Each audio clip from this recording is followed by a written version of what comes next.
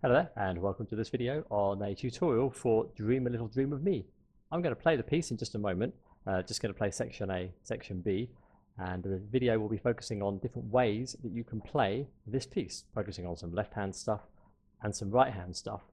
As always, in the description box below, you've got some nice goodies, some related links to my other videos or articles, which might help you with this. But as always, likes, comments, subscriptions are welcome. Have a look at my books, blog, Patreon, podcasts, and new playlists. All the links are below. So I'll play it now, see what happens. I'll just play again, section A, section B, and we'll see what happens.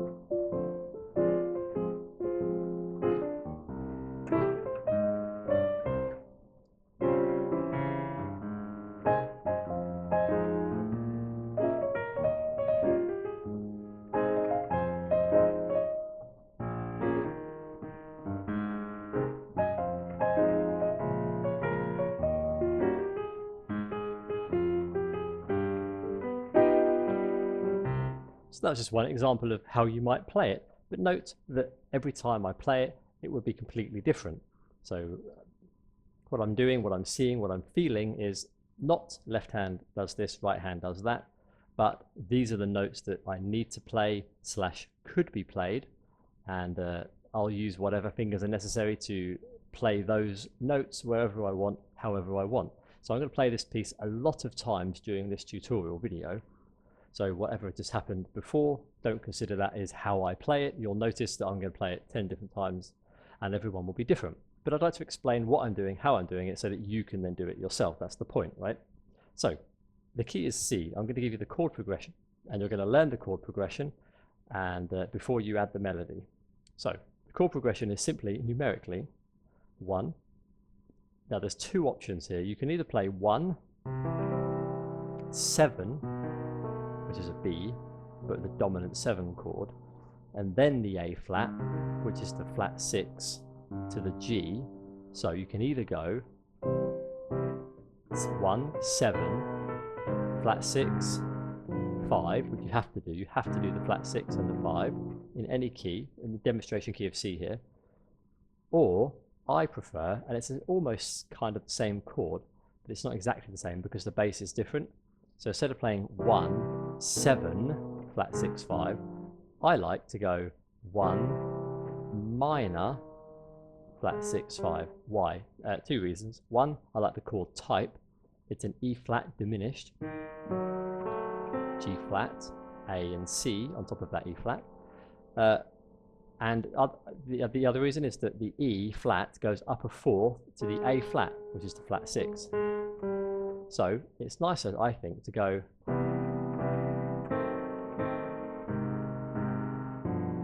because there's just more of a logical connection there. I don't really like that B7 in the bass. B7, I don't like the B in the bass. Now, if you look at the chord of B7, even if we add a 9 onto that, a flat 9, sorry, what we get there, if we remove the B in the bass, is an E flat whole diminished. So we're so close to the actual B7 chord, you see? So that's why I like the E flat a little bit more. So, see, it just sounds a bit nicer, it sounds more sweet and cute, and that's how this song should sound. So we'll go with that. Or you can play the B7, but I don't like that. So as you can see, the melody here, it's just based around the C, the A. I like to call that an octave, 7, 6. So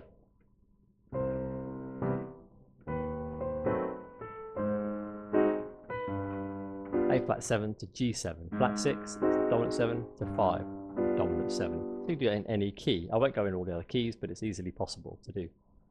Now the second time round, you go C, Now this time the B7 does work, and then it goes to the A7 chord. So it's octave or root 7, 6. So from the beginning, 1 minor as a whole diminished, flat 6, 5. You can write these down. Second time, 1, 7, 6. So 1 minor, whole diminished, flat 6 as a dominant 7, 5 as a dominant 7, and then the second time round, 1, 7 as a dominant 7, 6 as a dominant 7. It's a bit unusual, but it works. So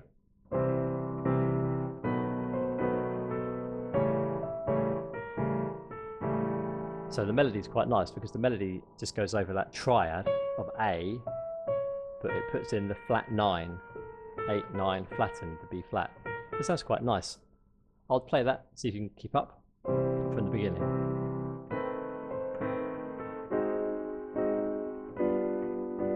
Second time, 7, dominant 7.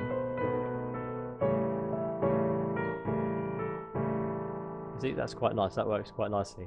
Now from here, it goes to the 4, which is F in the key of C. Melody starts on the second of the majors of the master key, or you might call it the 6th of the chord. And then it goes to a minor version of that chord. So you can, there's a few options here. You can either play F major, keep it simple, to F minor, or you can play F major 7 to F minor major 7. That also sounds nice.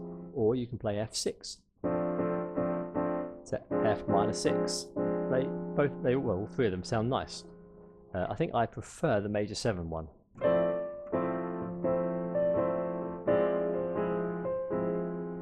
And then you're going back to 1 to the flat 6 to the 5. So that's quite easy to remember, I think. I'm almost tempted to grab a piece of paper and just note them down, but I don't think I've got any extra paper. I have a cat toy. I have an extra piece here. This is a composition I'm working on. Hush, hush. So I'll just do it now spontaneously. This is what you might do to master the chords. And of course, what you want to do is master the chords away from the piano, master the progression away from the piano. So I'll just write down what I've just told you. It goes 1 with a capital I. This means major third. It's not a minor chord. It's a major third kind of chord, major triad based chord. So 1, and then it's going to the flat 3 with a lowercase I, because it's a minor based chord. It's a diminished, and then I put a little circle. Circle represents diminished. Just separate those. So you got 1 flat third as a whole diminished,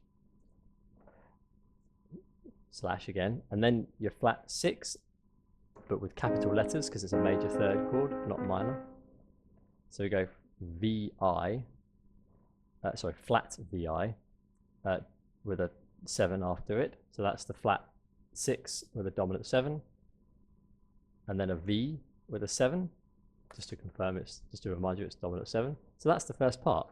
1 minor whole diminished, flat 6 dominant 7, 5 dominant 7, and then the second time through you're going 1, and then you're going to the 7. So, but it's a major third chord.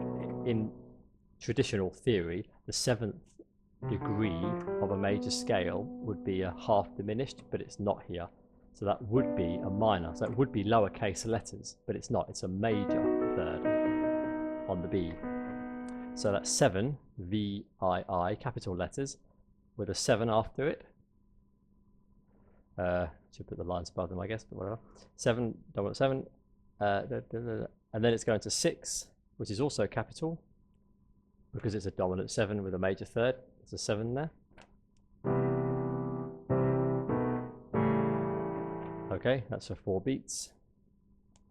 And then it goes up to the 4, which is also capital letters, because it's a major third, it's F. Let me just say also that 1 often means major 7, and the symbol for a major 7 is a triangle.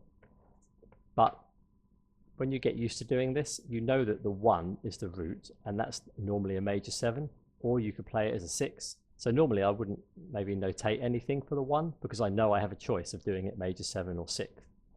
You'd never play a dominant 7 for the 1 unless you're doing blues. So 4 is a capital letter, major 7, just to confirm, triangle. Good. That's where it goes. Then it goes to the minor major 7, so I'll do a lowercase 4. So that is kind of a lowercase because I've got a dot on the I, so it's a lowercase IV with a triangle after it. So that's saying a minor 4 major 7. There is an I with a dot there. I with a dot, V, triangle. Then it goes back to 1, which is major 7, or at least a major triad chord, and then it goes to the flat 6 and the 5, which are also dominant 7ths and major triads, flat 6, 7, V, 7. So that's how you might notate this song. See how easy that was? So I've got that sequence in my mind, and it's I'll master the progression without any key. 1, minor, whole diminished, flat 6, 5, 1, minor, whole diminished, flat 6, 5. I just drill that into my mind, so I can do it in any key spontaneously. Let's do it in the key of F. So 1, no, I already know it, I'm just speaking it to you, but the minor I can see is A flat, so that'd be a whole diminished, and then flat 6 is D flat, 5 is C, so you do that very quickly. So do it in any key, you see? Okay, fine. Now, I haven't talked to you yet about the second part, but that's the main first part. You see, the ending is a tiny bit different, but that's obvious when you know the piece on your internal jukebox, which you surely do. So, playing that, I'll do it again just to confirm, and then I'll start to give you some ideas about what I'm actually doing. So, just to confirm.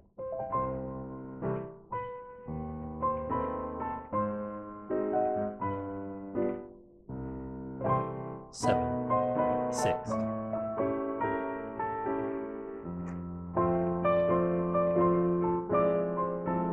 So I should play an A flat there.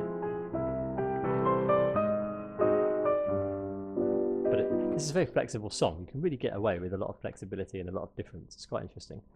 Now, you may have noticed that when I was playing, I played a D instead of an F. I'll just tell you why. F major 7, when we go up to that 4 part, to the here, the 4, those notes are also, if I put a D at the bottom, you get that very sweet sound. That's because it's D minor, the boring 5th, dominant 7, 9. So I'm playing D minor 9. So that chord is 2. And then when you play the what would be the minor in the key of F, in the key of D, that becomes the flat 5. Don't need the 9 necessarily, but the notes are very similar, they're shared. So it's your choice really if you want to play a 4 and then a 4 minor, or a 2 with a minor 7, and then a 2 with a minor 7 but flat in the 5th. It's kind of your choice. It gets a bit complicated, but it's your choice. Perhaps just follow this. If I play it with the 2, you'll see what I mean. It sounds very nice. So I'll do the second time round to the 7. 6, 2. See, it sounds nice. And then to the minor, you can highlight the flat 5. So I'm playing D minor 7, flat 5, which is basically the same as, well, it's exactly the same notes as F minor 6. But when I do it as an F, I like the major 7. But the major 7 in the key of D is a 9, which is safe. So all these notes, they just sort of blend backwards and forwards between each other. So they're both usable. Experiment with that if you understand it. If not, don't worry too much because this is still nice. 4, 4 minor, 1, flat 6, 5. Now, when it goes into the second part, it goes into the flat 6. The flat 6 becomes the new root. So this song likes the flat 6, A flat in this key. How do you go up into the flat 6? Well, you should know from other videos that the cycle of fourths is very important in chord progression. So what is a fourth below A flat? Well, it's E flat. So I can play an E flat chord chord which goes up a fourth. So that's some kind of E flat with a major third and a dominant 7. So I would probably play something fancy like a 13 and a flat 9, all these fancy things, but you can just get away with playing an E flat 7 or even just an E flat in the bass. And it's going to go up to the A flat, like that. And then you start playing this stuff in A flat. But I'll just out of curiosity, I'll show you what the chord is for the E flat 13 9 or flat 9. It's this, which is D flat, which is the dominant 7. The third in the middle is the G. The 6th or the 13th is the C on top, and the E is technically an F flat because it's the 9 which has been flattened. If you know your major scales, this is easy. I have a playlist, Absolute Major Scale Mastery. You must master the major scales. How nice does that sound? It lands perfectly up a fourth onto A flat. That happens in any key. We can play a flat 9 chord in any key and it goes up a fourth and it sounds nice. C, flat 9 up to F. F flat 9 up to B flat. It just works. It's a nice technical exercise if you want to play a dominant 7 with a flat 9, go up a fourth. Then play its dominant 7 flat 9, go up a fourth.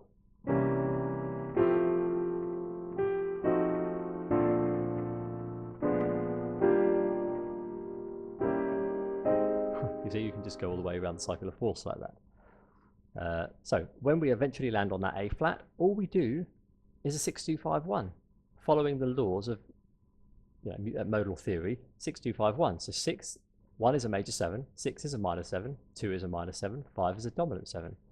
I mean, I don't even need to write that down, but I will for you. So the second section, this is kind of part 1A, 1B, let's say, and then this is part 2. You've got section A1 in a circle, A2 in a circle, and then section B, let's call it, and there's just section B. And that just literally goes 1 with a capital I, because it's a major based chord, major triad.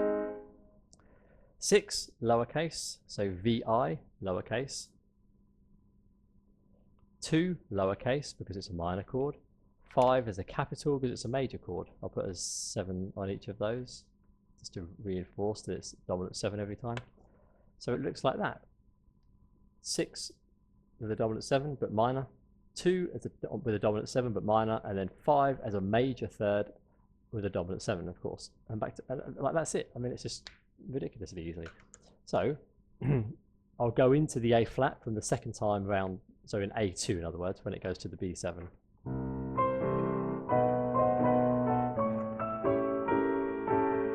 Four, minor, 1, flat 6, 5, 1. It just resolves a bit more quickly. Now that really nice chord, E flat 13, flat 9, up to A flat. And then it's literally just going 1, A flat, 6, which is F minor 7, 2 is B flat 7, E flat is the 5, E flat dominant 7. The melody starts on A flat and it goes like this.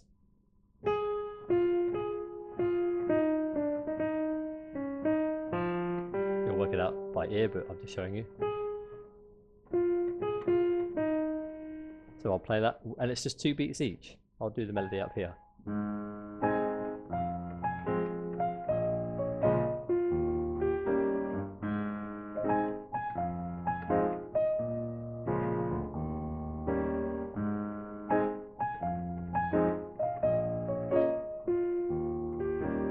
And then when it gets to the end, so you do that twice, and then this time it just lands suddenly on the 5 to go back to 1 on the C. So it just goes 1, 6 in the key of A flat, and then up back to the master key of C to its 5, back to 1 again, and you play the piece again. And then that's all there is to it. So then you just listen to the piece, learn the structure, and play whichever section is necessary based on the repetition of the piece, based on the structure, or if you want to improvise. So that's it. I'll just play it again just to reinforce it, and then I'll start showing what you might do with the right hand and with the left hand. And of course, this stuff you can take away and apply to other pieces as well.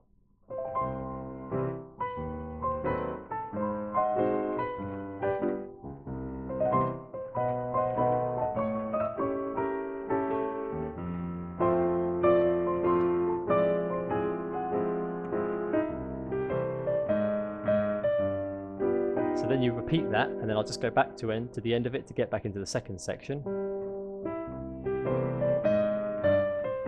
E flat, A flat.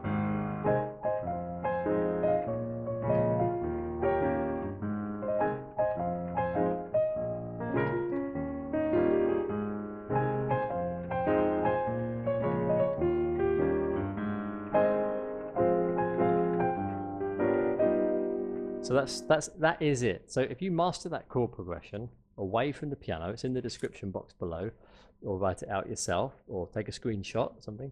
That's it. So you need to master the chord progression away from the piano, visualize it on your internal piano in a particular key. Let's just say the key of C, your performance key. But it's a good exercise to put that into other keys as well. Then come to the piano, and then find where the melody is in that key, and start to bring it together. So I'm going to show you what to do, left hand, right hand, and I'm going to progressively get harder, or not necessarily progressively, but I'll show you something simple and something more complicated, and then something simple, something more complicated. And it's somewhat spontaneous, so let's just see what happens. I like to do this kind of video for you. So something I often do is I'll play the chord as like a quick, not an arpeggio going up, but I'll play it, how might you say, as a broken chord, an open chord. So I'll play something like that kind of thing. So what I'm doing is playing 1, 3, 5, and then I'm playing the octave. 1, 3, 5 octave. That's a nice technical exercise in both hands. You know, it's just a nice technique to be able to do. It's very natural for me. So why not try that? Go around the cycle of fourths, playing major, minor, or major 7, minor 7, whatever you want. Getting used to that. Be with a major 7, do it with a minor 7, do it with a half diminished on E, do it with F minor major 7. So all I'm doing is playing 1, 3, 5, or if it's minor, then it's minor. If it's flat 5, then it's flat 5. If there's a 7, or if there's a major 7 or dominant 7 on top, or an octave, it doesn't matter. I'm playing 1, 3, 5, the top note with the octave, with the bass note, with the root note.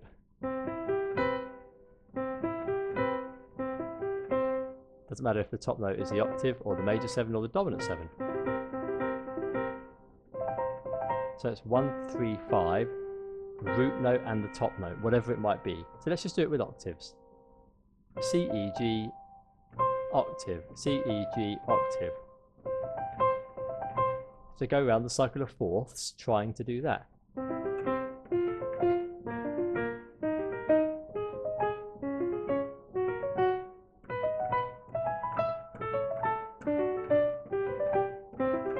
And that's a nice little technical exercise. Do it with your left hand as well if you want to. It's exactly the same thing. This doesn't matter. So that's nice, and together if you want. So that's something I do often when the melody is being played. So I'll start this song like this.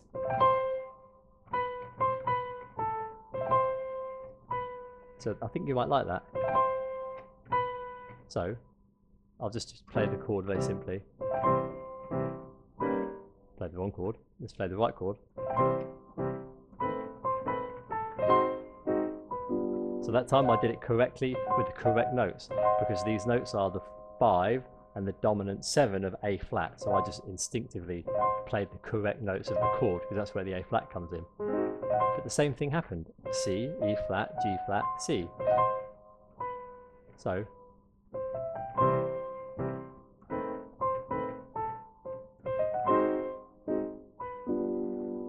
that's a nice technical exercise.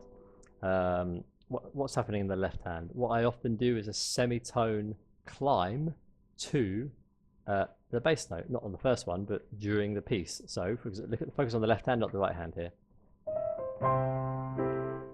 That kind of thing.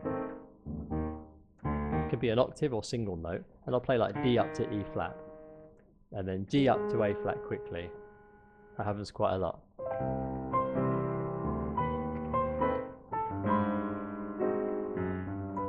Exaggerating it, but that's the idea. So there's a technical exercise for your left hand to play semitone below and then the root of the chord. Semitone below and then the root.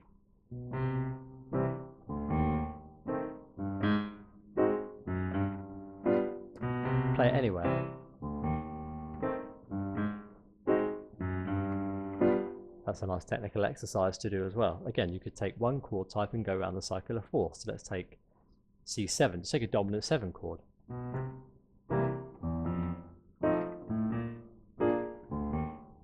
Up to A flat, up to D flat. I'm just going around the cycle of fourths. The only reason I'm doing that fluently is because I know what the next one is. I'm looking, what's the next fourth? What's the next fourth? What's the next fourth? Where were we? Can't remember. Let's just say E flat.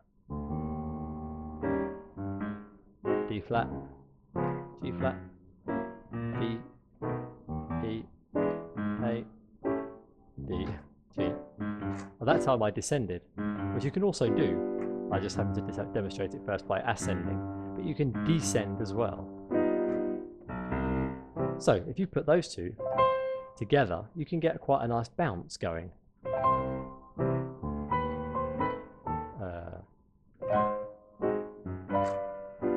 So fiddle around with that. That's something quite interesting. What else do I do? Ah yes, another one to do with the right hand is to play the notes of the melody as an octave and put the notes of the chord in between, even when the melody is moving around. And that happens on that A flat chord. Kind of happens there. So you might go there. These two notes are part of the chord, E flat and G flat, from that E flat diminished.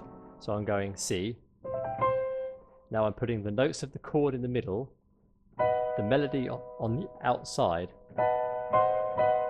and moving around while that chord lasts.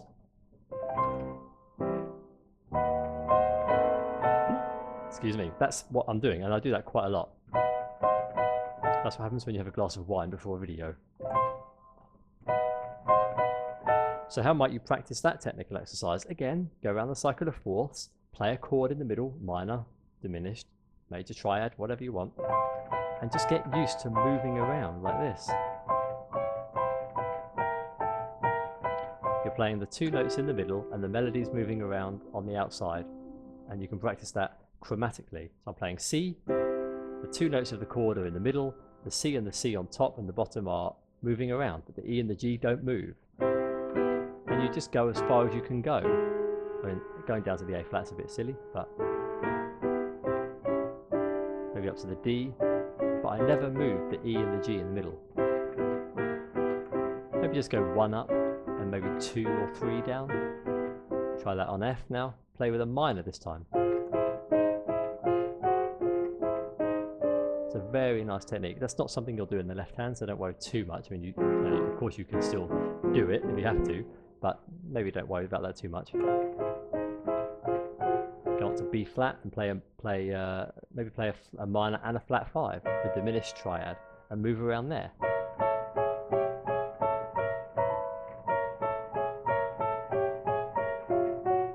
I never moved the diminished triad chord in the middle, the minor and the flat 5.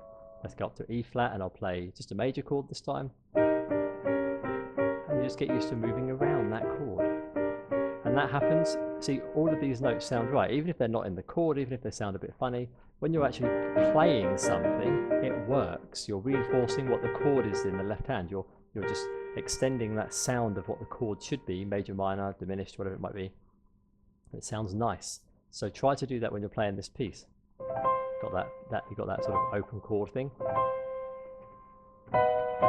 You've got that big old block chord I'm talking about there.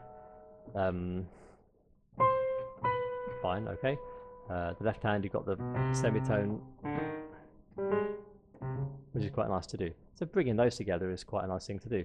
Another thing I do in the right hand is to play the melody as an octave, but open. And again, there's a technical exercise for that, and it is literally doing that up and down a major scale or up and down chromatically. Let's do a major scale for major scale mastery, ascending, descending. Here I'm doing the octave ascending even when I'm descending. It's called an open ascending descending because I'm ascending the octave, but I'm descending while playing. And you can do the opposite. You can descend open while ascending. See? So I hope you understand that. That's open, ascending, ascending. And this is open, descending, ascending. So try to get used to all those variations and just whack them into the melody when you're playing.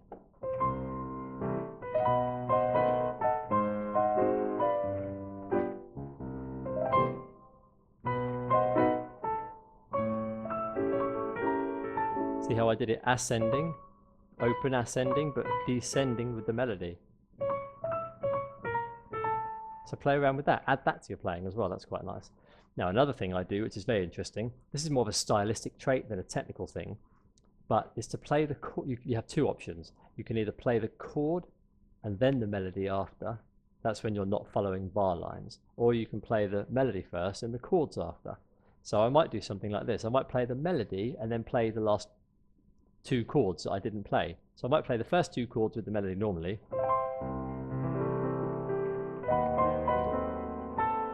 and then I might just go with the melody first and then play the chords after, and then play the chord first, then play the melody, and now play the chord. You see, so it's just an idea. Play the melody, the chord, then the melody. I can demonstrate that. Again, maybe let's do it on the second part in the A flat. Let's jump to the A flat part now for some more demonstrations. With what I just said, I played. Let's play the melody first.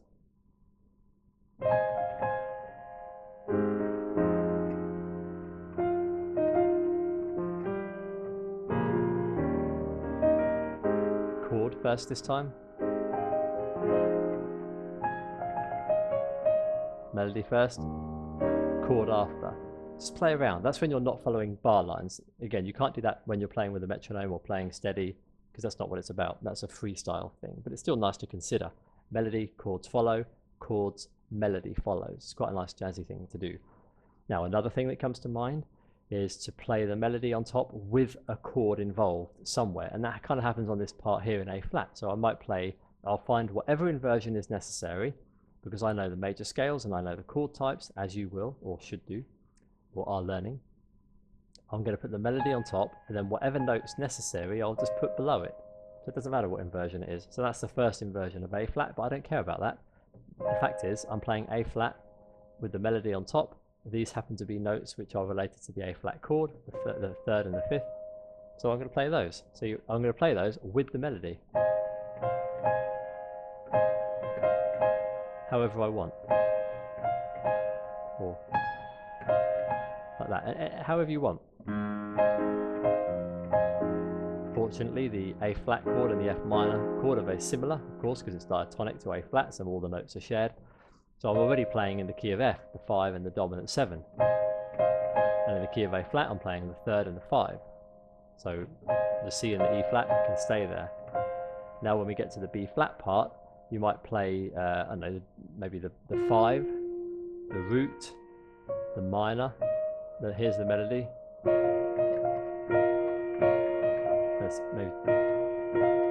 Maybe that's too many notes actually. You still could do that.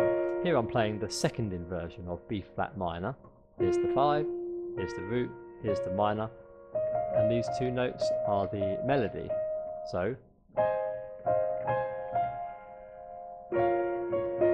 just messing around with the melody a bit.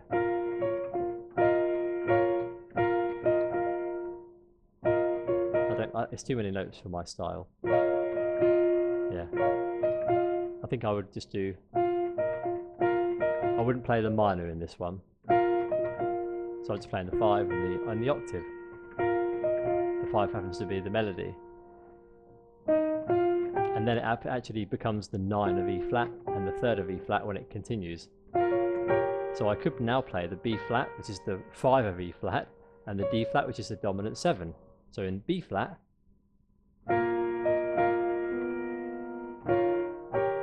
see the note values change. It's very important to be aware of note values. So let's just do that. So A flat.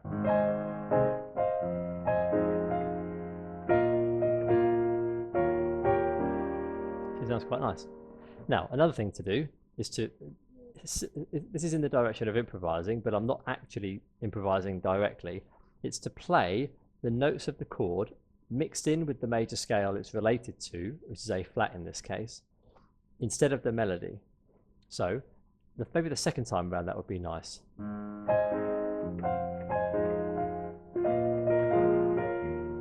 Here, so I might just go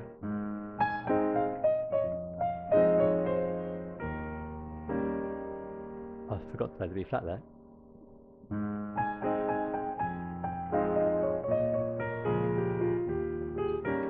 So I'm just playing the notes of A flat because that scale works over those 4 chords. A flat, major 7, F minor 7, B flat minor 7, E flat 7. It works that you can play that melody using the notes of the A flat major scale as if it were the piece. So you're playing them as if the words are being sung.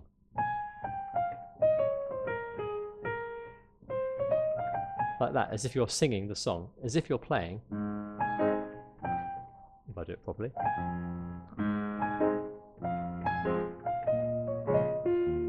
So you're playing the melody, but I'm now going to do that using just the notes of A flat major. Like that. That's the first step of improvising, to play a major scale as if it's the actual melody. It's quite a nice thing to do. So I'm trying to think of something else to give you, really. I'm giving you quite a lot. I don't want to overwhelm you. I'll go back to the beginning, I'll play it, and I'll see if I do anything new. Oh, already I do something new. In the left hand, it's nice to play tenths. That's quite a leap, but we're not expected to play it at the same time. I happen to be able to because I have quite a wide span, but you can open them. It even sounds better when they're open. 10 means you're playing the root and the third, but an octave higher in the next octave. And I do that quite a lot. It sounds nice. Well, on an E flat it would be the minor, but of course that doesn't work. Sorry, but you would play that. When you go to the F, you can play F and A, to the F to the A flat when it goes to the minor on the 4. On the A, you can go to the C sharp. So there's a nice another technical exercise for you. Play the root and the third, and then just maybe a major chord up to the F. B flat. Where would you do that? Maybe. No, that's okay. You can do it down there. B flat to D. E flat would be to G. A flat to C. So it's very pretty. D flat to F. That's how I played F major. I played a major 7. So there's a nice technical exercise as well for you to do. I'm trying to think if there's anything I might do in the right hand, but let's just play and let's see what happens.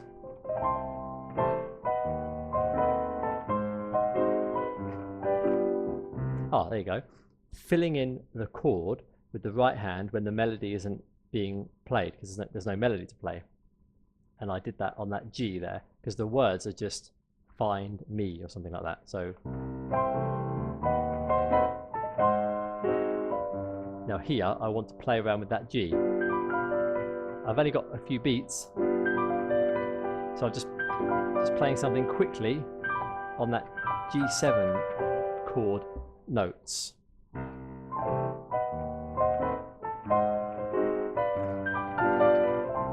See, I just went and I landed on the C again. So I'm just filling in the chord notes and sometimes the whole chord itself when there's no melody. That's a nice thing to do as well.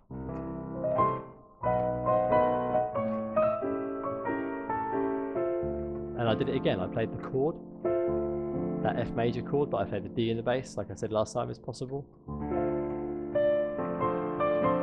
And then I'm going to now do the chord but not the melody. So F minor major 7 with an A flat in the bass. And then back to the melody as an octave. Now I'm going to mess around with the G7 chord.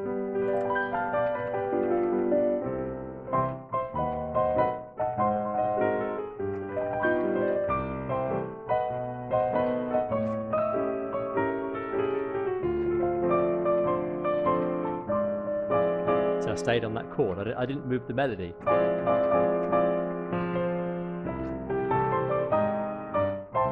E flat,